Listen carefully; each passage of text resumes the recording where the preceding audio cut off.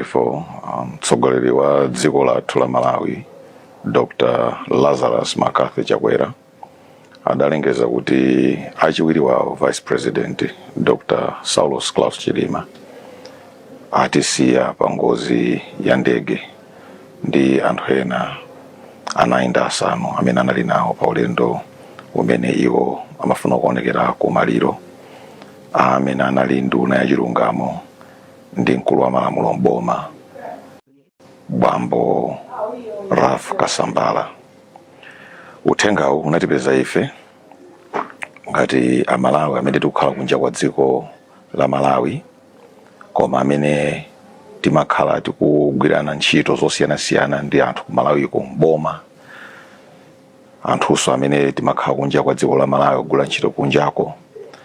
Unatipeza mwadzidzidzi ndipo ambiri mwa ife tili okhumudwa kuti mtundu wathu wa Malawi zatonekera zinthu zoterezi, koma kuonjezapo kunena kuti ngati dziko tata ya mtsogoleri opatulika, munthu amene anali ndi chidwi chenicheni chotsimikiza kuti akhoza kusintha dziko lathu, kusintha miyoyo ya anthu mdzikomo, kusintha mmene boma limayendetsedwera mothandizana ndi anthu amene amagwirana ntchito mu mgwirizano uti kumati Tonse Alliance.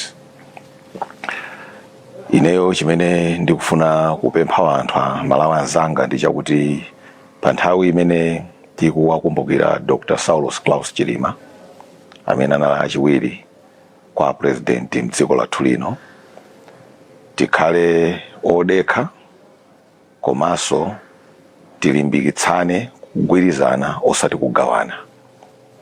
Funso lalikulu limene tikuyenera kudzifunsa pa nthawi ino ndila kuti kodi Dr. Saulos Klaus Chilima iwo anakafuna kuti aone chani pakati pa Malawi, ndipo ndi zinthu zimene ife tikuyenera kuti tizitsimikize, tizitsatire, tizilemekeze mmene tikhalire chikhalidwe chathu pa nthawi ino ya mavuto amene atigwera mdziko lathu lino.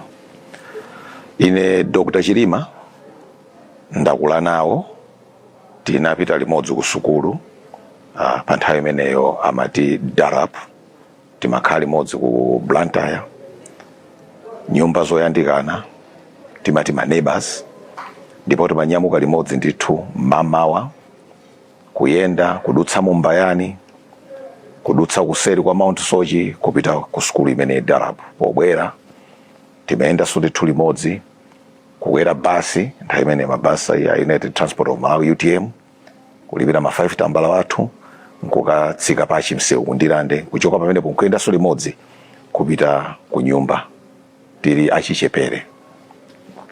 Komanso Dr. Chilima, Saulos Klaus Chilima, malemu Saulos Klaus Chilima ndinali nawo ku university ku Chancellor College kuchoka mu chaka cha 1990 kufika cha 1994. Ndidapitiriza kucheza nawo poti timakhala limodzi ku Lilongwe, atasamkulira Ulongwe, ndipo timapempheranso limodzi ku St. Patrick's.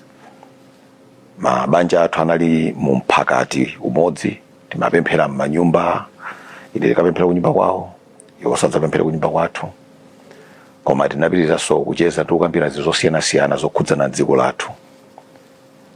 Dr. Saulos Klaus Chilima anali mchimwene, anali mzanga, anali munthu amene ndimankhulupirira kuti pakakhala zinthu zina zake zimene ndikufuna ndimve maganizo okhwima, ndimatha kupita ndikukafunsako maganizo otero. Mdziko muno zatichitikazi palibe amayembekezera kuti zichitike, ndi zinthu zodetsa nkhawa, zopatsa mantha, komanso zinthu zokwiyitsa, chifukwa tonse timayembekezera kuti anthu amene akutitsogolera ndipo tikuwakhulupirira kutitenga kutsogolo kumene tikufuna kulowera, tikuyenera kukhala nawo mpaka na atakwaniritsa zolinga zimenezo. Ndipo pa nthawi ino ndikudziwa kuti aliyense mu mtima mwake muli nkhawa, muli kukwiya kukhumudwa, koma chimene ndikupempha tatiye takumbukire Dr. Saulos Klaus Chilima mowalemekeza popewa pa nyengo inoyi kuutsa mikangano, kugawanitsa wanthu kapena kugwiritsa ntchito ndale pa zovuta zatigwerazi.